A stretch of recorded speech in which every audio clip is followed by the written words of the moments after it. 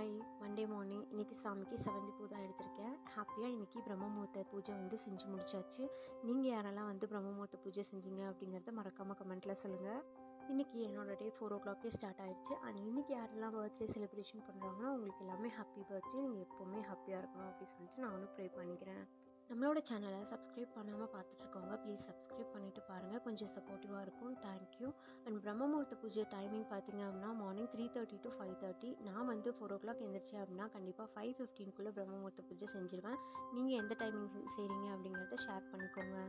பிரம்ம முகூர்த்த பூஜை செய்யும்போது நம்ம ஏதாவது ஒரு வேண்டுதல் வச்சு 21 நாள் இல்லை 48 நாள் அந்த பூஜை கண்டினியூவாக செய்யும்போது அந்த வேண்டுதலான பலன் கிடைக்கும்னு சொல்லுவாங்க. அண்ட் வேலையும் செய்யணுங்க. வேலை செய்யாமல் பூஜை மட்டும் செஞ்சால் கண்டிப்பாக பலன் கிடைக்காது. கடவுள் அதை அக்செப்ட் பண்ணிக்கவும் மாட்டார்.